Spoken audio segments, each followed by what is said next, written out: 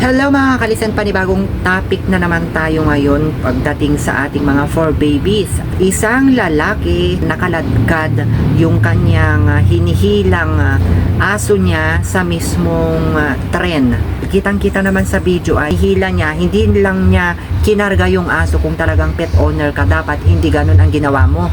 Isa pa, hindi ko mawari kung concern nga ba ito, tunay nga bang for parent o responsibleng for parent itong lalaki na ito, dahil kung tutuusin habang pinapanood ko yung video nito ay sobra akong nanlomo kasi pabaya siya talagang owner, irresponsible siya talaga kasi dapat kinarga niya ito mga kalisen habang sila ay pasakay sa tren. Ito panoorin natin mga kalisen. Ayan siya.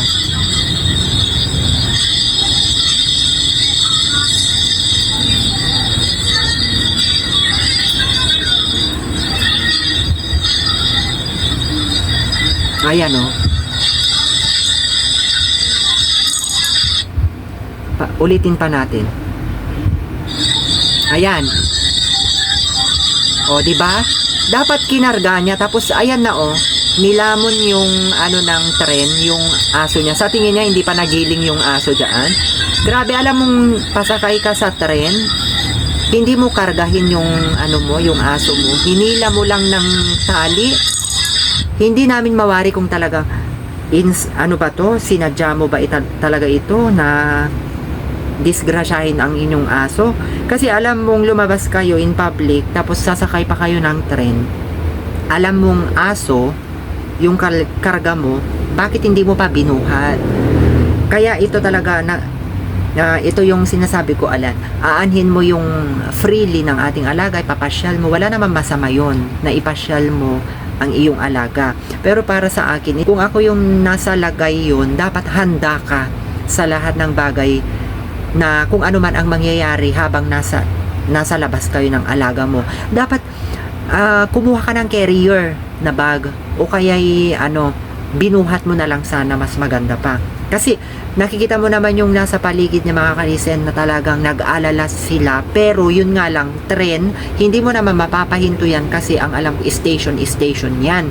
Grabe ito, irresponsible kang for parent, wala kang awa sa iyong for babies. Grabe, mapapusa man yan o mapaaso. Dapat sa mga responsableng parent dyan, wag nating kakaligtaan na i-double secure muna yung ating mga alaga kahit pagaano kabait yan. Wag kayong basta-basta nagtitiwala.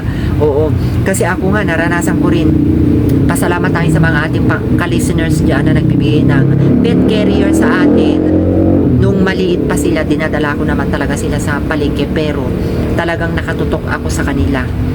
Dapat nagdala ka ng pet carrier mo, kuya, or kahit anuman na pwede mong pangbuhat sa iyong aso. Yun, hinila mo tapos doon pa mismo sa tabi ng tren, pasakay kayo, tapos yung pagpapasakay mo sa kanya, ihihilain mo, syempre natural tatalon yung aso kasi nga nabibigla siya. At the same time, yung area nyo yan, I'm sure maingay. So, yan pa yung dapat natin tutukan bilang isang for parent, na kailangan stress-free sila pagdating sa labas. Kasi pag once na naingayan na mga yan, syempre yung nila, excitement nila or natatakot man yan, makakawala talaga sila kasi hindi naman nila alam kung saan sila patutungo.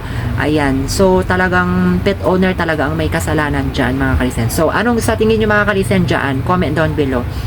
Grabe.